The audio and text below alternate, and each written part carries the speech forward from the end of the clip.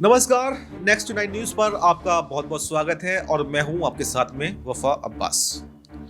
आज हम बात करेंगे दिल्ली चुनाव के बारे में। दिल्ली चुनाव अब काफी दिलचस्प हो गया है क्योंकि अब दिल्ली के चुनाव में अजीत पवार की भी एंट्री हो गई है और अजीत पवार की एंट्री ने कई सवाल अपने आप में खड़े कर दिए हैं क्योंकि अजीत पवार महाराष्ट्र में तो एनडीए गठबंधन के साथ में यानी कि महायुति के साथ में है, कहीं ना कहीं बीजेपी के साथ में है और यहाँ पर जो उन्होंने उम्मीदवारों का ऐलान किया है वो गठबंधन में नहीं किया है बल्कि स्वतंत्र रूप से अपने उम्मीदवारों को उतारा है और बीजेपी से इस बारे में कोई चर्चा भी नहीं की है।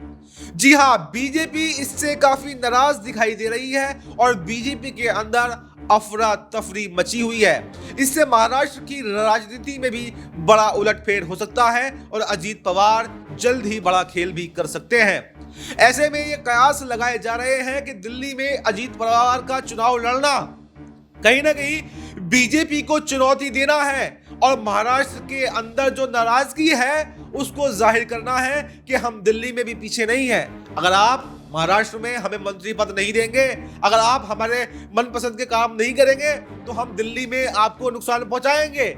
और सिर्फ दिल्ली में नहीं, जहां पर भी चुनाव होंगे, जिस राज्य में भी चुनाव होंगे, हम चुनाव लड़ेंगे और अगर जीतेंगे नहीं तो कम से कम आपका खेल तो बिगाड़ेंगे। बस यही सब सोचकर अजीत पवार की पार्टी ने रातों रात फैसला लिया और दिल्ली में अपने 11 उम्मीदवारों का ऐलान भी कर दिया। अब ये देखना काफी दिलचस्प है, क्या अजीत पवार 11 उम्मीदवारों का जो ऐलान किया है उन्हें वापस लेंगे या फिर क्या है कि अभी कितने सीटों पर वो और उम्मीदवारों को उतारेंगे, क्योंकि दिल्ली में 70 विधानसभा सीटें हैं। वहीं पर आम आदमी पार्टी ने सभी 70 सीटों पर अपने 14 उम्मीदवारों को मैदान में उतार दिया है। वहीं पर कांग्रेस ने भी 40 उम्मीदवारों को मैदान में उतार दिया है। लेकिन बीजेपी कहीं ना कहीं खामोश दिखाई दे रही है। बीजेपी एनडीए के घटक दलों के साथ में भी बात कर रही है, यानी कि जेडीयू के साथ में बात कर रही है, चिराग पासवान के साथ में बात कर रही है, उनके साथ में वो चुनाव गठबंधन में लड़ना चाहती है क्योंकि बीजेपी कहीं ना कहीं अपने आप को कमजोर महसूस कर रही है। और ऐसे में अजीत पवार का दिल्ली चुनाव लड़ना कहीं ना कहीं बीजेपी को और ज्यादा कमजोर करता है। तो अब देखना ये काफी दिलचस्प होगा। अजीत पवार ने दिल्ली की राजनीति में एक नया मोड़ ला दिया है।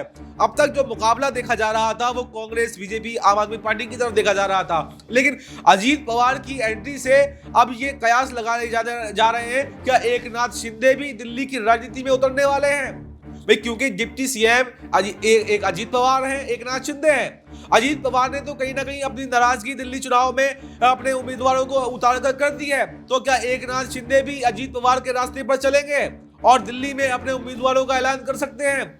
फिलहाल जो भी होगा ये देखना काफी दिलचस्प होगा, लेकिन फिलहाल हम इस खबर में इतना ही। देश और दुनिया की तमाम बड़ी खबरों के लिए आप बने रहिए हमारे साथ और देखते रहिए नेक्स्ट नाइन न्यूज।